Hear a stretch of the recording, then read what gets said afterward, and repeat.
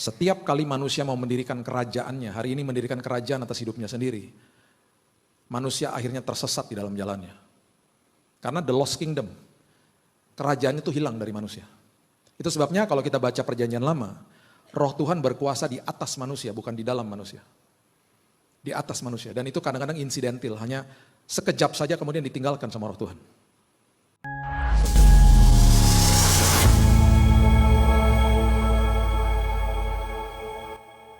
Bapa yang baik, terima kasih Tuhan buat hari yang indah. Terima kasih buat pencurahan Roh Kudus atas setiap kami. Kami percaya begitu besar kasih Tuhan atas hidup kami. Kami diberikan roh-Mu, bahkan roh yang membangkitkan Kristus ada di dalam kami. Itu sebabnya hari ini kami punya kuasa dan otoritas. Itu sebabnya hari ini buka mata rohani kami, supaya kami melihat kebesaran Tuhan, bukan kebesaran masalah kami. Tuhan, Roh Kudus sendiri, Engkau yang berbicara kepada setiap kami. Teduhkan hati kami, tabur firman Tuhan. Jadikan benih firman-Mu ini sebuah kehidupan pewahyuan yang indah dalam setiap hidup kami. Sore hari ini Tuhan sendiri yang berbicara dan kami siap terima di dalam nama Tuhan Yesus. Kami berdoa dan mengucap syukur. Kita sama-sama katakan amin, amin, amin, amin, amin, amin. Silakan duduk. Thank you. Haleluya. Selamat sore, selamat malam. Hari ini kita merayakan sebuah kejadian yang sangat indah ribuan tahun yang lalu di mana pencurahan Roh Kudus terjadi atas murid-murid Yesus. Dan di saat itu mereka menerima sebuah kuasa yang sangat indah, yang sangat dahsyat, yang mereka tidak alami sebelumnya. Itu sebabnya waktu Yesus ditangkap, semua daripada mereka kabur, satu menjual Yesus, satu menyangkal. Hanya ada satu murid yang memberanikan diri untuk berdiri di depan kayu salib, yaitu Yohanes. Dan itu sebabnya Yohanes menulis kitabnya dari sisi yang berbeda karena dia melihat sendiri gurunya mati secara brutal di kayu salib. Dan itu sebabnya waktu saat itu pasti banyak kerabat daripada murid-murid Yesus yang mungkin mencibir dan mungkin mengatakan sudah gagal rancangan Tuhan. Karena murid-murid yang tadinya dirancangkan untuk memberitakan amanat agung, semuanya meninggalkan dia. Tetapi Yesus tenang saja, dia gak pernah punya contingency plan, dia gak pernah punya plan B. Dia tahu bahwa dalam kuasa kebangkitan murid-muridnya akan diberikan sebuah kuasa yang sudah ditabur dalam hidup mereka selama 3,5 tahun ketika mereka diajar sama Yesus. Dan itu sebabnya ketika mereka menerima kuasa kebangkitan, mereka menerima Roh Kudus, pencurahan Roh Kudus atas hidup mereka. Mereka menjungkir balikan dunia dengan Injil. Matius pergi ke benua Afrika.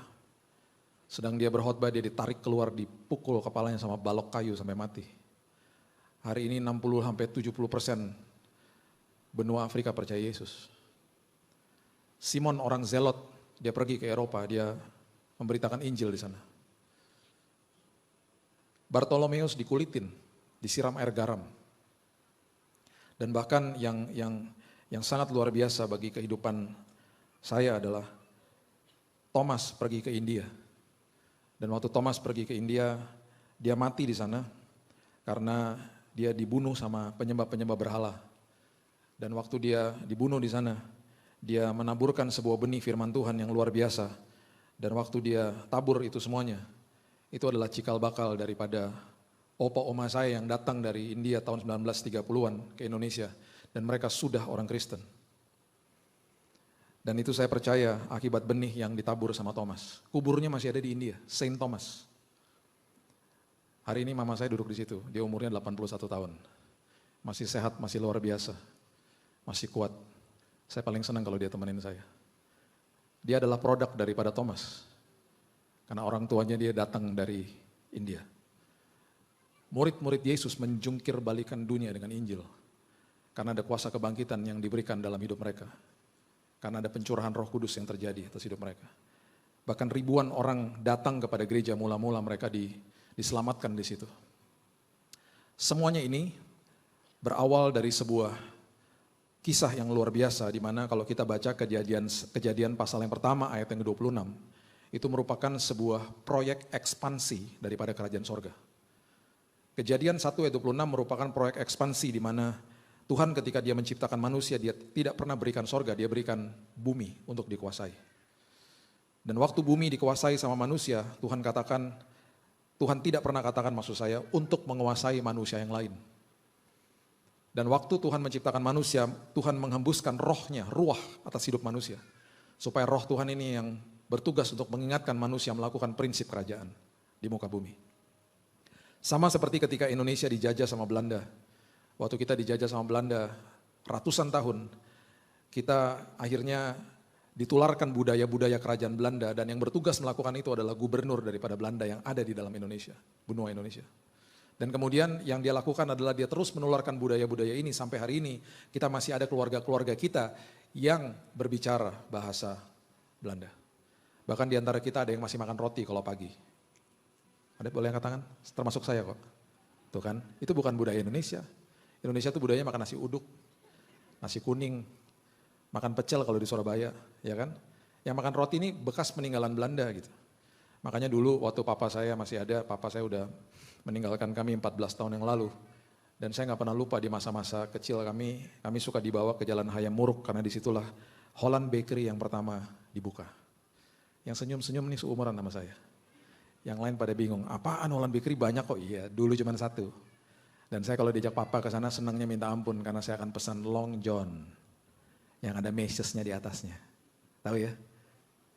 Kalau belum pernah coba, cobain. Enak banget tuh. Sampai hari ini saya suka kadang-kadang nagih gitu.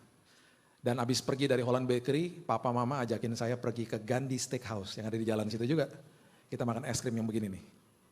Pulang dari situ kita pergi ke mall. Mall cuma ada satu. Di mana? Pasar Baru. Tua ya saya.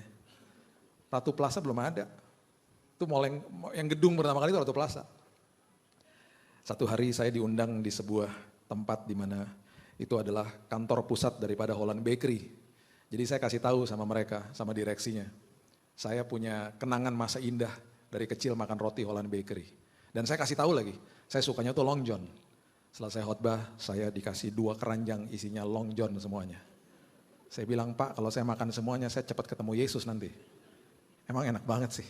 Buat orang-orang yang suka roti, suka coklat, wah itu pakai espresso makin, Itu peninggalan-peninggalan Belanda. Waktu manusia deklarasi independen dari kerajaan sorga, manusia dipisahkan dari roh Tuhan. Roh Tuhannya meninggalkan manusia. Manusia yang tadinya diminta untuk tidak menguasai manusia yang lain, dosa pertama yang didokumentasikan di Alkitab setelah the fall of man, setelah kejatuhan di Taman Firdaus, adalah Kain membunuh Habel. Kemudian kata kerajaan pertama kali yang keluar di Alkitab itu tercatat di Kejadian pasal yang ke-10 ayat 8-10 mengatakan begini. Kejadian pasal yang ke-10 ayat 8-10 mengatakan, Kush memperanakkan Nimrod. Dialah yang mula-mula sekali orang yang berkuasa di bumi. Ia seorang pemburu yang gagah perkasa di hadapan Tuhan, sebab itu dikatakan orang seperti Nimrod, seorang pemburu yang gagah perkasa di hadapan Tuhan. Mula-mula, ini dia kata kerajaan pertama kali yang didokumentasikan di Alkitab. Kerajaannya terdiri dari Babel, Erek, Akad, dan semuanya itu ada di tanah Sinear. Nimrod ini adalah cicit daripada Nuh. Nuh punya anak namanya Ham, Ham punya anak namanya Bacon. Biar bangun Nuh punya anak namanya Ham, Ham punya anak namanya yang disebut di sini Kus. Kus punya anak lagi namanya Nimrod. Jadi waktu Bapak Ibu baca nanti di Kejadian pasal yang ke-11, itu ada kisah tentang Menara Babel, ingat ya. Menara Babel, project officer-nya itu Nimrod. Josephus, sejarawan, dia menulis salah satu alasan daripada Nimrod mendirikan Menara Babel itu karena dia ketakutan bahwa bumi ini akan dihukum lagi dengan air bah. Dia mendirikan menara setinggi itu. Dia lupa bahwa eyangnya sudah diberikan perjanjian kudus sama Tuhan, yaitu busur di langit. Bahwa Tuhan tidak akan menghukum bumi ini dengan air bah lagi. Itu sebabnya begitu ironis kalau kita baca itu, kalau kita lihat di dalam dunia sekarang ini ketika sebuah negara mendeklarasi sebuah gedung atau sebuah tempat yang dikatakan terjadi sesuatu sama negara itu.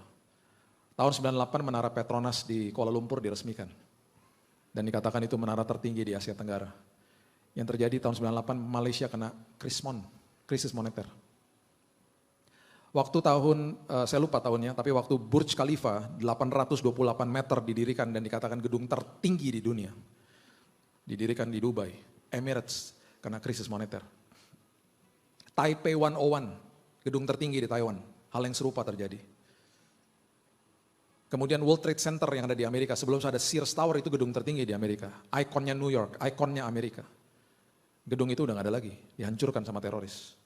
Setiap kali manusia mau mendirikan kerajaannya, hari ini mendirikan kerajaan atas hidupnya sendiri, manusia akhirnya tersesat di dalam jalannya. Karena the lost kingdom, kerajaan itu hilang dari manusia. Itu sebabnya kalau kita baca perjanjian lama, roh Tuhan berkuasa di atas manusia, bukan di dalam manusia.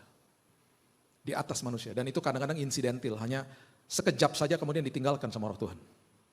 Belum ada pribadi yang datang menebus dosa manusia, yaitu Yesus. Itu sebabnya ketika kita tarik fast forward sampai ke depan, waktu Yesus kemudian hadir sebagai bayi, dan kemudian ada masa hiatus di mana dia tidak didokumentasikan di Alkitab, dia mempersiapkan dirinya. Dan ketika dia siap untuk pelayanan, dalam 3,5 tahun dia mengajar, dan dia mengajar prinsip kerajaan, yang mendeklarasi kehadiran dia adalah seorang yang bernama Yohanes Pembaptis. Dan Yohanes Pembaptis itu didokumentasikan kalimat dia di dalam Matius pasal yang ketiga, ayat pertama sampai ayat yang kedua mengatakan begini. Matius pasal yang ketiga, ayat pertama dan kedua. Pada waktu itu, tampillah Yohanes Pembaptis di padang gurun Yudea. Padang gurun Yudea, kalau hari ini Bapak Ibu pergi ke Israel, itu ada di daerah Laut Mati. Dan di sebelah sisi daripada Laut Mati itu adalah Sungai Yordan, di mana Yesus dibaptis. Dan memberitakan, perhatikan kalimat ini, bertobatlah sebab kerajaan sorga sudah dekat. Berpalinglah dari kerajaan gelap, karena kamu sebentar lagi akan diadopsi masuk ke dalam kerajaan sorga. Karena Yesus akan mati dan bangkit untuk hidupmu. Dan kemudian dikatakan karena kerajaan sorga sudah dekat, the kingdom is near. The kingdom is near itu artinya pribadi yang akan merestorasi prinsip kerajaan sudah hadir, namanya Yesus. Dan ini dideklarasi sama Yohanes Pembaptis. Yesus kemudian dibaptis, Yesus dicobai di padang gurun. Matius 4 ayat 17 ketika Yesus memulai pelayanannya dia kutip ayat yang sama, perihal yang sama, dia katakan di Matius 4 ayat 17 dikatakan begini. Sejak waktu itulah Yesus memberitakan. Ini kalimat yang pertama sebelum dia mulai pelayanannya dia. Bertobatlah sebab kerajaan sorga sudah dekat. The kingdom is near. Dan dia mulai, kalau kita baca Matius pasal yang ke-5 sampai yang ke-7, itu adalah khotbah di bukit dan itu adalah prinsip kerajaan sorga. Bapak Ibu kalau baca Injil, ada angle yang diceritakan sama Yesus yaitu prinsip kerajaan, the kingdom values. Untuk kehidupan kita sehari-hari. Kalau mau merdeka hidup kita, pelajari apa yang Yesus ajarkan. Di sisi yang satunya lagi, Injil itu dijelaskan dari sisi kasih karunia sama Paulus. Itu adalah proses bagaimana manusia menerima Yesus, manusia hidup di dalam pengudusan, sanctification setiap hari, dikuduskan, disempurnakan tiap hari loh. Itu pelajaran yang luar biasa juga. Itu adalah pelajaran tentang posisi kita di hadapan Tuhan. Itu diajarkan secara vulgar sama Paulus di kitab Galatia. Kalau mau baca kasih karunia yang vulgar itu Galatia, kitab Roma. Kemudian di Efesus dia katakan begini kepada jemaat di Efesus, kamu bisa terima dia. Karena itu adalah pemberian bukan dengan upayamu, tapi dengan iman. Kemudian manusia bilang begini, tapi kan iman saya turun naik. Dan semua kita termasuk saya juga begitu. Iman kita kan gak akan pernah bisa konsisten selama kita hidup di dalam dunia ini. Kabar baik bagi kita semuanya, Yesus katakan begini, I am the author and the finisher of your faith. Aku adalah pemimpin dan penyempurna daripada imanmu. Bapak Ibu, kita ini gak akan pernah bisa sempurna. Tetapi posisi kita hari ini disempurnakan karena Yesus. Dia lihat kita semuanya dari kacamata sempurna. Karena semuanya selesai di kayu salib. Manusia seringkali masih merasa bersalah. Manusia masih merasakan apalagi yang saya bisa berikan untuk Tuhan ya. Makanya seringkali didengungkan dari atas mimbar, ayo Bapak Ibu kita lakukan ini untuk menyenangkan hati Tuhan. Kita pakai upaya-upaya kita dan lain sebagainya. Bahkan didengungkan, ayo kita berikan yang terbaik, kita makin bingung berikan terbaik itu apa. Kita makin bingung karena kita gak pernah belajar untuk menerima yang terbaik. Kita gak pernah belajar bahwa saya ini disempurnakan tiap hari sama Tuhan. Bahkan Paulus katakan begini, justru kalau kamu mau mengalami kuasa Tuhan dalam hidupmu, justru kesempatan yang paling tepat adalah ketika kamu sedang lemah. Bukannya berarti setiap hari kita membenarkan kita lemah terus, bukan. Paradigma itu harus dibalik, belajar terima dari Tuhan, kebaikan Tuhan. Mengerti bahwa dia gak pernah berseberangan sama saya. Dia sangat sayang sama saya. Saya sempurna di hadapannya dia. Ketika kita ngerti bahwa dia melihat kita dari posisi seperti itu, kita akan sanggup memberikan yang terbaik. Karena itu adalah hidup yang berkelimpahan yang dia bawa. Dan ketika kita mengerti itu, kita merdeka setiap hari. Karena kita tahu bahwa di hadapan dia kita sangat sempurna, walaupun kita mungkin jatuh bangun hari ini. Kenapa? Karena saudara dan saya adalah anaknya dia. Waktu Raina masih kecil, dia sekarang sudah 24 tahun. Waktu dia masih pendeknya segini, saya nggak pernah lupa, kita lagi dalam sebuah perjalanan liburan. Dan di tengah-tengah lagi berjalan di sebuah trotoar dan perjalanan cukup jauh hari itu karena memang kita lagi jalan-jalan. Tiba-tiba udah memang sudah jam makan siang, kemudian jam tidur, biasanya sudah tidur kalau siang-siang dia tarik-tarik celana saya. Dad, I'm tired, aku capek, mau digendong dong gitu. Saya gendong dia. Dan itu kita masih lagi jalan-jalan. Waktu saya gendong dia di pelukan saya, dia ketiduran di pundak saya. Saya ganti tangan kiri, karena udah mulai berat badannya. Ketika ada kesempatan duduk, saya duduk. Mungkin 1,5 jam kali, sampai akhirnya kita sampai di kamar hotel dan saya rebahkan dia di tempat tidur, dia masih tertidur. Di dalam kelemahan dia menikmati kekuatan tangan bapaknya yang sangat terbatas. Di dalam kelemahannya dia ketika dia sedang capek dan letih, dia menikmati pelukan bapaknya di dalam tangannya. Itu yang Yesus sedang kasih tahu sama kita, justru di dalam kelemahanmu, itu kesempatan kamu merasakan kuasaku, disempurnakan dalam hidupmu. That's grace, itu kasih karunia Tuhan. Itu sebabnya Tuhan bilang buka mata rohanimu. Karena begini masalahnya. Yang terjadi ketika manusia jatuh ke dalam dosa. Kejadian pasal yang ketiga, ayat yang ke-7 mengatakan begini. Kejadian pasal yang ketiga, ayat yang ke-7. Maka terbukalah mata mereka berdua. Mata mereka berdua terbuka ketika manusia jatuh dalam dosa. Ingat ya, 2 orang ya. Dan mereka tahu bahwa mereka telanjang, mereka menyemat daun pohon ara dan membuat cawat. Manusia sebelum kejatuhan, manusia berjalan di dalam roh. Manusia dipimpin sama roh Tuhan. Manusia berjalan di dalam mata rohani. Ketika manusia jatuh ke dalam dosa, mata jasmaninya terbuka. Manusia melihat kejahatan, kegelapan di dalam dunia. Dan itu masih terjadi sama hidup kita hari ini, selama kita hidup. Itu sebabnya Yesus meninggalkan pesan yang luar biasa. Di Alkitab sudah dibeberkan sejak awal. Ada orang yang tidak lihat Tuhan dan dia gak percaya. Contohnya banyak, ada satu namanya Raja Ahas. Dia gak percaya sama pertolongan Tuhan, dia mau yang udah pasti-pasti aja. Kerajaannya sedang dikepung, Nabi Yesaya datang ke dia. Raja Ahas, Tuhan mau menolong Anda. Bahkan kata Immanuel pertama kali didengungkan, diberikan kepada Raja Ahas. Tuhan yang mau menolong Anda 600 tahun dari sekarang akan lahir lewat seorang perawan. Dan namanya disebut Immanuel, Allah yang beserta denganmu. Dia bilang apa? Saya gak mau nyusahin Tuhan. Saya mau minta bantuan yang udah pasti-pasti aja. Ada Raja Asyur mau tolong saya. Dari kepungan kerajaan-kerajaan ini. Yang terjadi adalah kerajaan Yehuda dibajak secara upeti sama Raja Asyur yang menolong dia. Gara-gara apa? Gak lihat Tuhan, gak mau percaya. Level di atasnya adalah orang-orang yang sudah lihat tapi gak mau percaya. Orang-orang yang sudah mengabarkan bahwa Yesus bangkit. Petugas kubur Yesus memberitahukan hal ini kepada mahkamah agama. Mereka katakan, jangan katakan bahwa dia sudah bangkit. Bilang tubuhnya dicuri sama murid-muridnya. Dan sebuah kebenaran ditwist jadi hoax. Level yang di atasnya lagi, yang terjadi sama Thomas. Udah lihat, akhirnya percaya. Makanya dia bilang apa? Karena kamu udah lihat saya, kamu percaya. Dia tutup kalimat itu dengan kata yang sangat indah untuk kita semuanya. Yesus katakan begini, diberkatilah orang. Berbahagialah orang yang tidak melihat namun percaya. Yaitu saudara dan saya. Kita tidak akan lihat Yesus secara fisik dari kita lahir sampai kita menutupkan mata. Tapi ketika kita memilih untuk percaya kepada dia, justru kuasanya diturunkan dan didemonstrasikan sama dia sehingga akan keluar dari ucapan mulut kita, Tuhan hadir Pak, Tuhan ada Pak. Itu maksudnya. Dan ini semua the restoration of the kingdom, prinsip kerajaan dikembalikan ke dalam tangan manusia. Dan waktu dia mulai mengajar dan kemudian dia dokumentasikan di dalam Alkitab. Sesuatu kisah yang menggugah hati saya adalah ketika setelah dia bangkit dari kematian. Dia hadir di dalam sebuah perjalanan ke Emmaus, perjalanan yang sangat sederhana dari 2 muridnya. Yang betul-betul hari itu mereka sangat-sangat sedihnya luar biasa karena mereka baru mendengar kabar gurunya mati secara brutal di kayu salib. Karena pikiran murid-muridnya adalah Mesias yang akan membebaskan mereka dari penjajahan Romawi.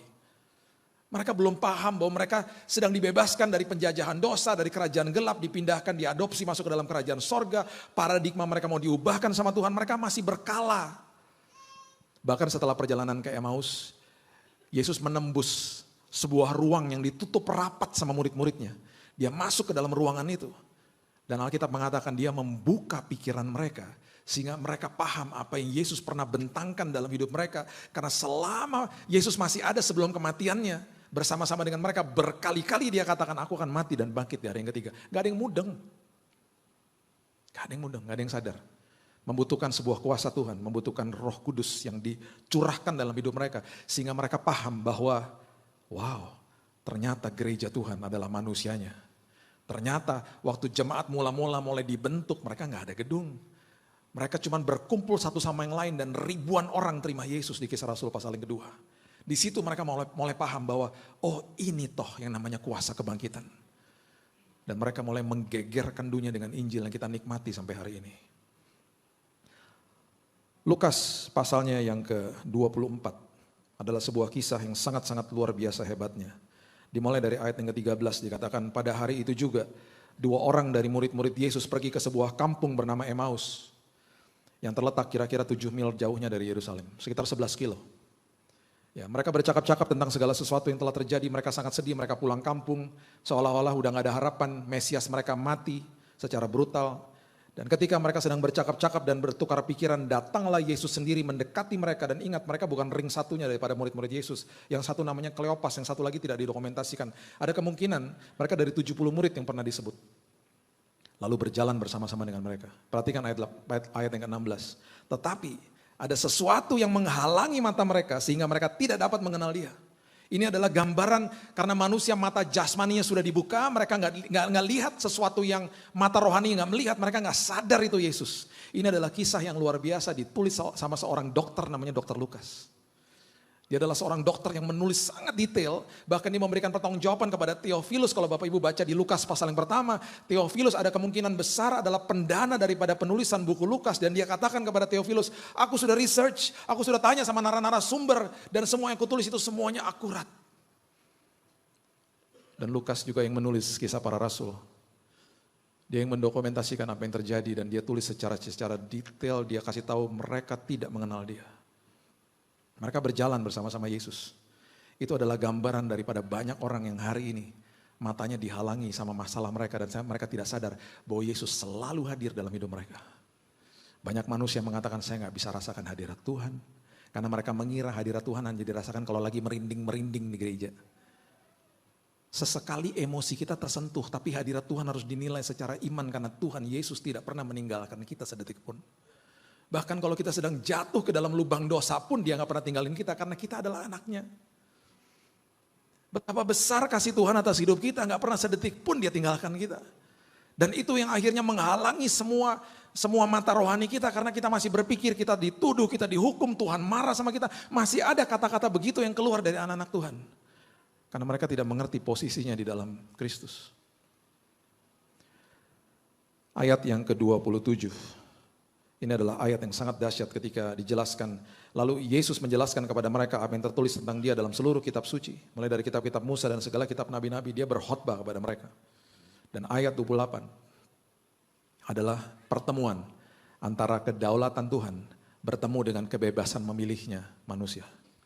Pemberian Tuhan yang paling berisiko dia berikan kepada manusia adalah kebebasan untuk memilih. Dan ayat 28 dikatakan mereka mendekati kampung yang mereka tuju. Lalu Yesus berbuat seolah-olah ingin meneruskan perjalanan. Kenapa? Karena Yesus tidak pernah paksa masuk. Dia gak pernah paksa masuk.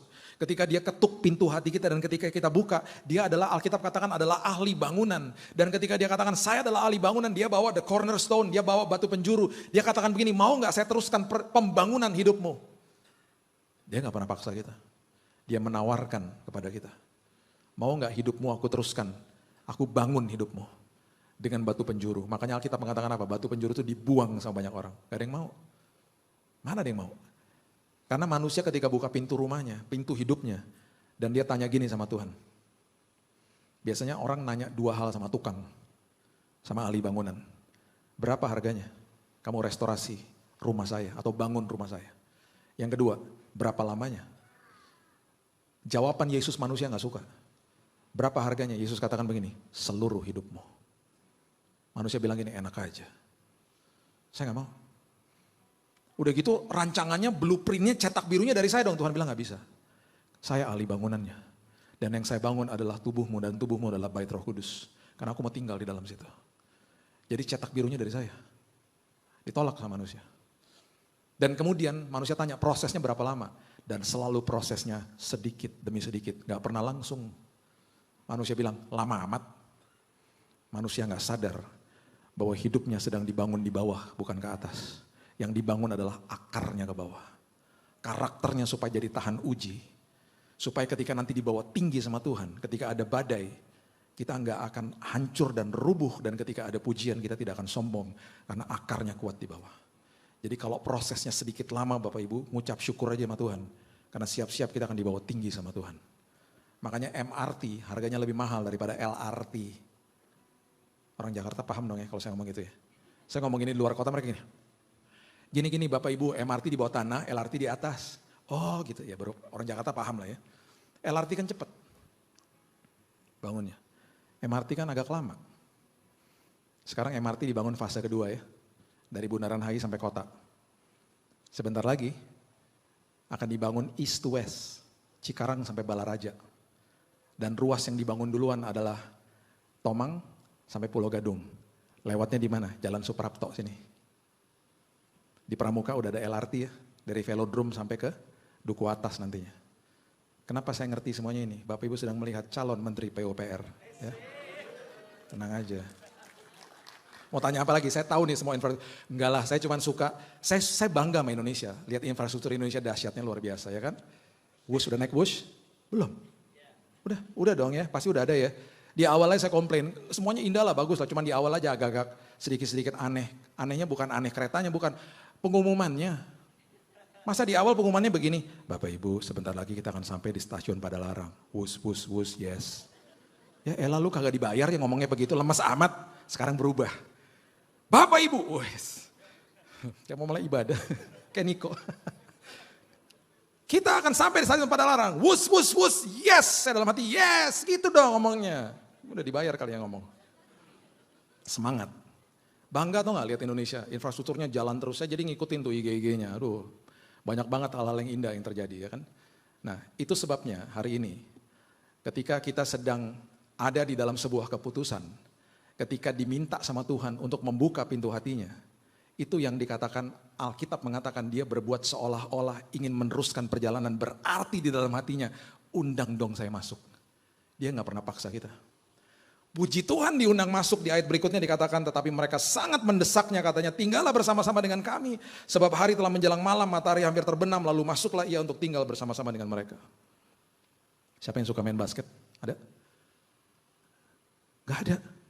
Bola basket bukan keranjang bola. Ada ya? Gak ada ya? Oh ada. Beberapa ya, cowok-cowok pas itu kan. Saya, kalau anak-anak saya bilang katanya basket agama saya kedua katanya. Saya memang suka banget main basket. Saya sampai sekarang masih main. Anak saya yang kedua nih udah tim basket, dia umurnya 17 udah lebih tinggi dari saya. Saya bukan cuma suka-suka ya, suka banget. Dulu waktu masih kuliah, saya kalau main basket pernah latihan sampai 6 jam. Pak Sandiaga Uno tuh teman lawan main saya dulu waktu masih kuliah. Dia kuliah di sekolah yang berbeda, jadi kalau kami sedang bertanding tuh, saya jaga dia jaga saya lah. Pokoknya gitulah. Dia paling kenceng larinya di sana, paling jagoan, saya jagoan juga di tempat saya. Jadi saling menjaga gitu ya. Nah, saking sukanya, tahu Michael Jordan dong ya? Michael Jordan tuh kayak saya, bukan saya kayak dia kayak saya. Jadi satu hari nih, tahun 94, jadi saya kuliah dari tahun 86 di sana, terus sampai 13 tahun lah ya. Nah, tahun 94 saya bilang sama teman saya gini, kan dia lagi ngetop-ngetopnya waktu itu. Kita nonton, saya bilang gini, udahlah kita nonton aja ke sana yuk, ke Chicago yuk gitu. Saya tinggal di tengah, di Oklahoma. Kita naik mobil 9 jam ke sana berduaan. Kita beli tiketnya, kita berangkat. Terus sampai di sana saya bilang gini, lu tahu nggak ada restoran Michael Jordan, tahu nggak lu? Serius lu Bill? Iya, kita makan di situ dulu yuk gitu. Kita masuk ke sana, cari tempatnya di tengah kota kita masuk. Michael Jordan Restoran, katanya menu-menu kesukaan dia. Waktu masuk di lantai bawah itu lorong panjang kayak begini nih. Di ujung situ ada pintu tulisannya VVIP. Di sebelahnya ada tangga ke atas. Restorannya di atas. Jadi kita lihat nih pas masuk sepi banget ya. Naik ke atas baru resepsionisnya di atas. Makan, udah beres. Yuk jalan yuk. Udah mau mulai nih ntar lagi. Kita turun dari tangga. Lagi turun dari tangga, pintu VVIP kebuka. Lagi turun ya, sama teman saya berdua, pintu VIP kebuka. Yang keluar, Michael Jordan. Gak ada yang ngawal, sendirian. Kaget dong. Sampai saya gak bisa ngomong, idola. Zaman dulu sebelum terima Yesus, idola. Bukan Yesus idolanya dia. Saya nggak bisa ngomong. Michael Jordan, teman saya, gila Michael Jordan. Kita nggak bisa ngomong. Terus dia sendirian lagi. Terus saya nggak pernah lupa tuh dia lagi lihat ke dalam, dia bilang, oke, see you guys gitu. Dia ngomong sama temennya lah, terus dia tutup pintunya. Gak ada pengawalan, di bawah gak ada orang. Saya panggil dong, Mike. Dia noleh. Bill. Percaya aja. Masih sering ke GS, Bill. Dia noleh. Hey guys gitu katanya. Ih dalam hati, gila ramah banget ya orang. Kita turun, saya turun, Bapak Ibu bisa bayangin ya. Saya, Michael Jordan sama teman saya jalan ke depan bertiga dong. Sambil ngobrol-ngobrol. Saya kalau lagi ngomongin ini, saya suka sedih tau gak kenapa? Belum ada HP. Kalau enggak kan kita udah selfie-selfie gitu. Wah itu coba gak ada orang. Betul-betul eksklusif time sama dia bertiga doang. Saya sama teman saya sama dia. Dan dia nanya, jalannya nyantai banget ke depan gitu. Dia bilang, guys makan apa tadi barusan? Wah lama banget ya pokoknya. Oh saya makan itu. Dia bilang, oh that's my favorite food katanya. Jalan ke depan ternyata mobil Range Rover yang parkir di depan ternyata mobil dia. Saya udah lihat tuh mobil dari pas masuk, keren juga nih mobil. Terus dia minta kuncinya di valet, tukang valet. Dilempar, ditangkap sama dia. Saya dalam hati gini, gila nih orang cool banget ya. Terus dia pegang pundak saya lagi. Where you guys going? To your game. Mau pergi ke game. Oh thank you for coming gitu. I'll see you at the game. Dia tepok lagi pundak saya. Ditepok ke Michael Jordan. Dia masuk mobil, dia jalan. Saya sama teman saya berdua gini. Gila, ketemu Michael Jordan, gila kita senang banget berdua. Tiba-tiba teman saya ngomong gini, lu kenapa gak foto? Saya pegang kamera, saya lupa foto. Kamera zaman dulu tuh kamera yang begini nih, krek. Ingat ya? Yang iya nih seumuran ya. Yang lain-lain adik-adik itu zaman dulu ya. Gak kayak sekarang, jelek di delete. Diulang lagi malahan. Zaman dulu gak bisa, kita develop dulu. Ada namanya negatif. Tuh kan bingung kan? Di develop di kamar gelap, nanti seminggu baru dapat hasilnya, baru ketahuan, ya jelek ya gitu, nggak enak banget zaman dulu tuh. Jadi memang saya pegang kamera, saya dimarahin sama teman saya marah balik, lu kenapa nggak ingetin gua? Ah gimana sih lo gitu? Ya gua juga bingung Bill, gua kesenangan banget, ya gua juga kesenangan. Udah buruan foto, saya foto mobilnya doang udah lewat. Mobilnya lewat, jadi kalau bapak ibu mau tanya mana Bill buktinya ada, fotonya saya masih simpen tuh, mobilnya doang. Michael Jordan gak kelihatan, gelap. Saya kalau lihat itu agak-agak sedih sih. Tapi saya gak bohong lah. Cuman waktu saya baca ayat ini, saya bilang gini, gak apa-apa Tuhan. Yang penting jangan sampai dilewatin sama Tuhan. Amin. Undang dia masuk dalam hidup kita, karena ayat berikutnya mengatakan begini. Ia duduk makan dengan mereka, mengambil roti, mengucap berkat, memecah-mecahkan, memberikan kepada mereka. Perhatikan ayat 31. Ketika itu, terbukalah mata mereka. Di awal tadi waktu mereka manusia jatuh dalam dosa, 2 orang matanya terbuka dari rohani kepada jasmani. Di saat ini ketika mereka undang dia masuk, yang terjadi adalah mata jasmani dialihkan kepada mata rohani. Mereka pun mengenal dia, tetapi ia lenyap dari tengah-tengah mereka. Dan mereka katakan, pantesan tadi hati kita berkobar-kobar, ayat 32. Ketika ia berbicara dengan kita di tengah jalan, ketika ia menerangkan kitab suci kepada kita. Harusnya mata rohani kita dibukain sama Tuhan hari ini kalau kita baca firman Tuhan, hati kita berkobar-kobar. Bapak Ibu, ada kuasa yang sudah diberikan dalam hidup kita hari ini. Dan saya akan tutup dengan kisah nyata ini. Seorang bisnismen, dia mau pergi ke sebuah kota dan dia charter sebuah pesawat kecil baling-baling, cuma satu baling-balingnya di depan. Dan waktu dia pergi, dia bilang sama pilotnya, dia minta untuk dibawa ke kota itu, di Amerika. Dia duduk di depan dengan temannya di belakang karena pesawatnya sangat kecil. Dan cuma ada satu pilot di sebelahnya dia. Pesawatnya terbang. Sebelum terbang dia berdoa karena dia orang Kristen. Waktu diterbang, tiba-tiba pesawat itu mengalami badai yang luar biasa. Dan waktu pesawat itu melewati badai, tiba-tiba pilotnya bilang begini, karena ngelihat tadi orang ini berdoa, dia bilang, tolong doakan saya lagi. Kenapa? Karena biasanya kalau lagi lewatin badai, saya biasanya pengen pingsan. Lah gimana? Lu kan pilot. Tahu gitu lu jangan terbang dong tadi. Ya tadi saya nggak ngelihat, ternyata ramalan cuacanya suka berubah-berubah di sini, dia bilang begitu. Gak lama setelah dia bicara begitu, dia pingsan beneran. Panik dong.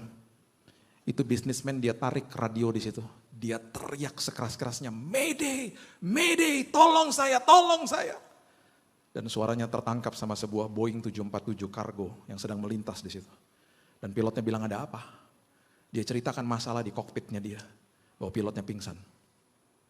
Dan pilot itu di pesawat besar itu katakan, sebentar saya akan sambungkan kamu dengan tower terdekat, dengan menara terdekat dari sebuah airport terdekat. Gak berapa lama setelah itu ada suara masuk. Dan suara itu mengatakan begini, Pak, saya sudah menerima your distress call. Saya sudah menerima permohonan emergency Bapak. Di depan saya sudah ada buku manual pesawat Bapak yang sangat sederhana.